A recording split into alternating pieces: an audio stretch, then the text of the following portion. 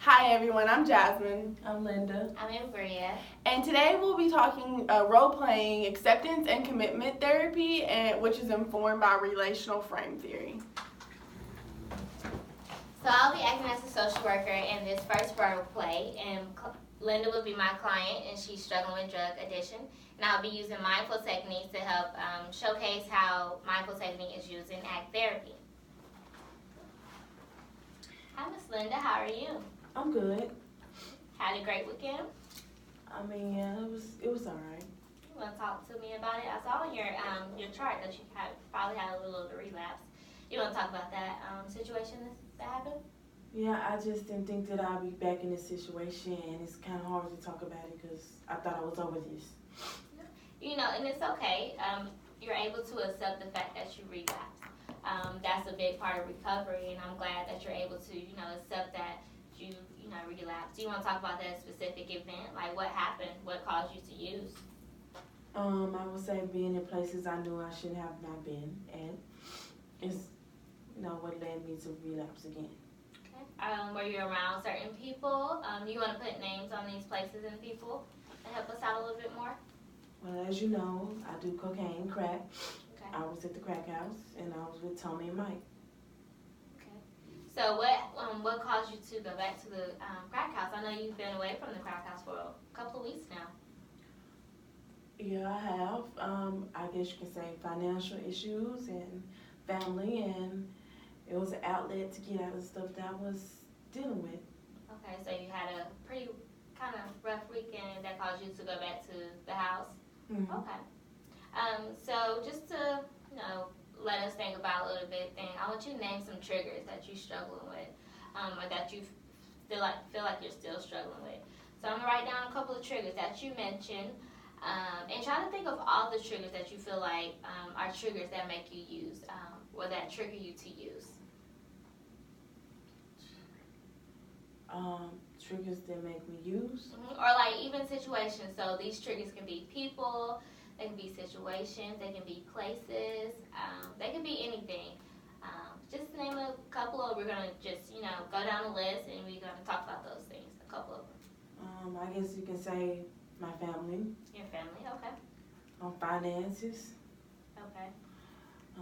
Old friends. Okay. And honestly, at this point in life, just try to find something to make me feel good. Okay. You have any locations that you go that kind of, trigger you to use? You want to talk about any of those locations that could potentially be triggers? Well, as you know, this is Tennessee, and I am from Memphis, and mostly just going to the hood. Okay. I know I like to go on Martin Luther King Street a lot, Okay. Popular, or Mendenhall, just where I used to do most of my, to get my stuff and to make me get and feel good. Okay. So we're going to do an activity, but I want you to dive deeper into your triggers. So I want to give you I want you to give your triggers names. So for instance, for your friends, what are your friends' names that you usually use with or currently using with? So we're going to give them names so we can role play into our activity. So what are your friends' names that you typically use with? Tommy and Mike. Tommy and Mike. Okay.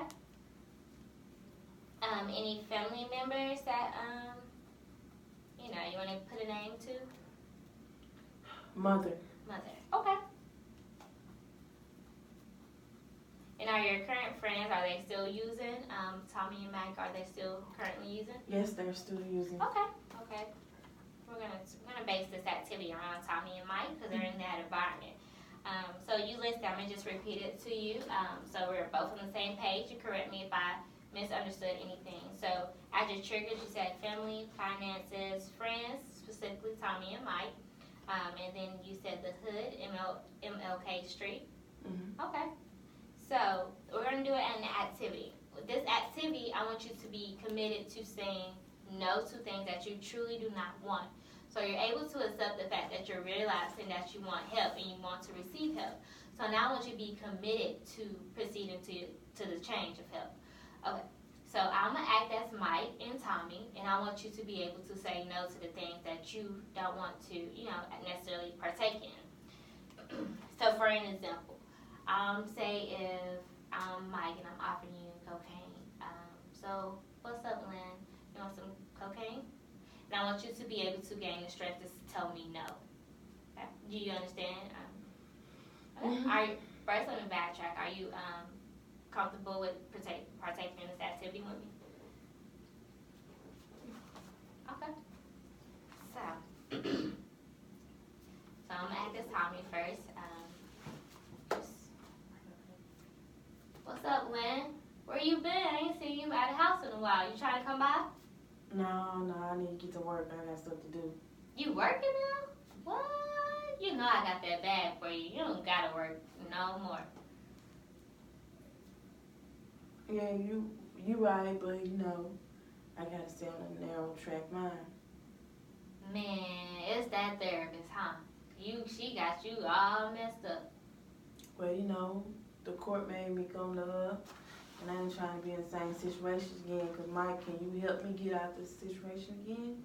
If I get back and do this stuff with you again? I don't think so. So I need to stick with what the therapist saying. Man, you tripping. I got the bag for you. You not trying to get high with me no more? What's going on? I don't think I should do it, Mike. I don't think I should do it. Okay. Whatever, man. Okay, now we can get out the role play. Great job. Great job. I'm actually speechless. I know you stumbled a little bit. But how did that activity make you feel? Was it hard, or was it hard for you? Yes, it was hard. So what was hard about it? Let's talk about that. When the things I was saying, there were statements I wish I could say in the past, because it made me feel like I had worked in myself, and I guess I didn't have worked in myself before, and that's why I always was able to be influenced to do whatever Mike and Tommy said. Okay. And now I have so many responsibilities. I have my family, finances, and have the court make me come to you, even though I did need to come to you. It's just, it was hard. So it just made me realize instead of just trying to avoid it. I remember you did really, really well.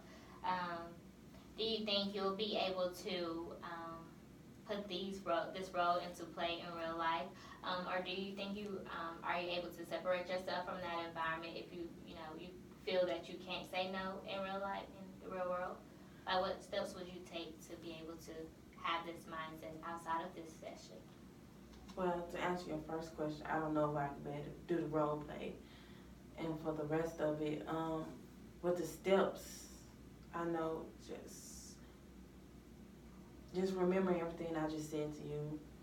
I think that's my steps to success and to making sure that I do it correctly. I don't know if I get it right the first time or second time, to be honest, but I know in order for me to get back to stuff the way it used to be, I gotta try at least. But I know it'll be hard for me to do a role play if Mike and Tom was actually right there. I'll probably just honestly have to start off a little and have to avoid them. Because I can't lie about it. Honestly, I can't. So what steps would you take to, avoid them? Are they around you often, or are y'all kind of living in the same environment?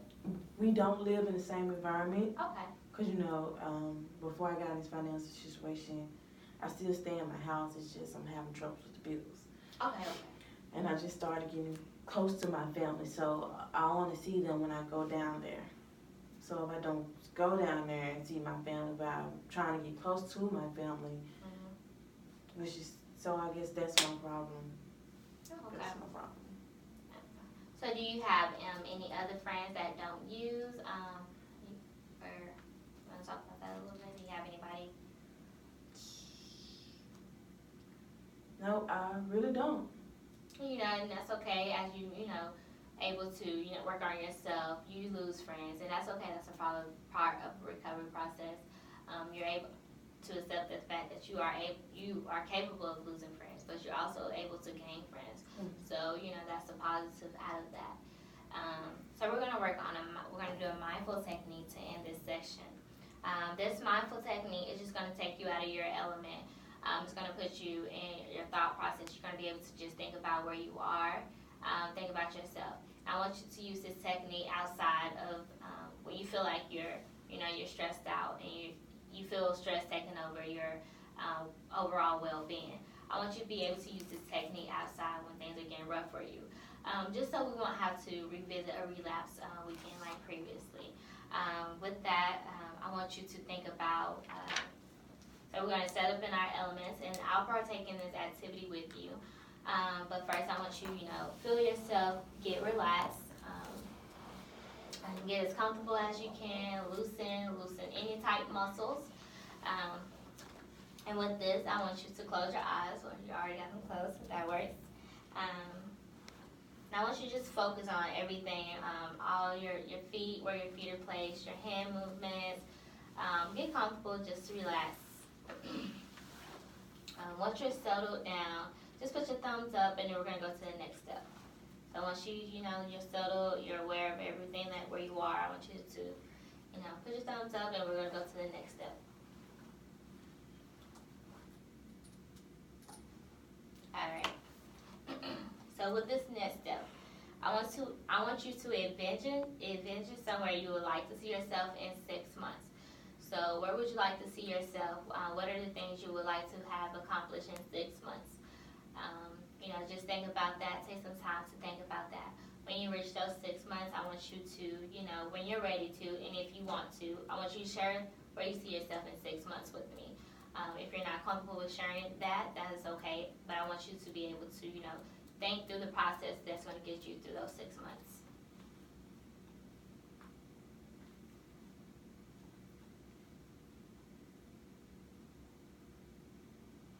Just to make sure I'm understanding this question correctly, I see myself in 6 months without using? Yes, wherever you see yourself, we're focused on positivity, so I want you to, a positive light. We're going to shine a positive light on your 6 months.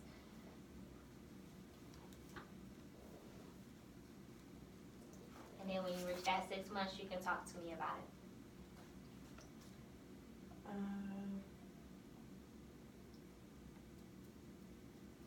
It's no rush. You can take your time. It's no rush.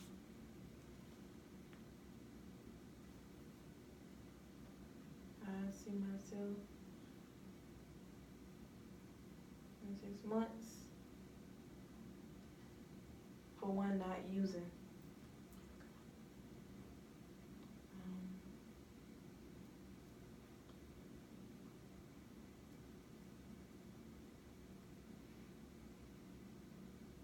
Any locations, any home, vacations? I see myself taking my family and my family in the hood and the family I have in the house with me, staying somewhere different. Okay. So I want to be in those financial situations again. Okay. I see myself just getting away from them situations and becoming better. That's really good. I want you to, open your eyes. And so was this technique helpful at all? Were you able to, become aware of yourself at that moment? Yeah, I'm sorry, just a tear came out, but it made me feel so much better.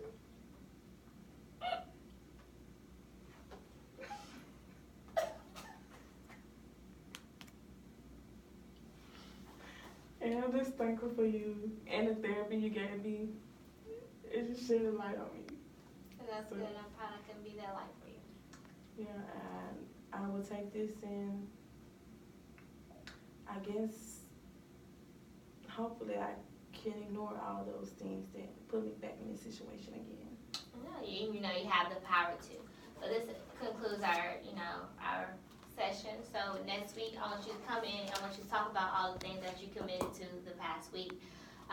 And you're doing really well. Don't be so hard on yourself. If you feel yourself relapsing or you feel yourself going through it again, just give me a call. Okay, thank you.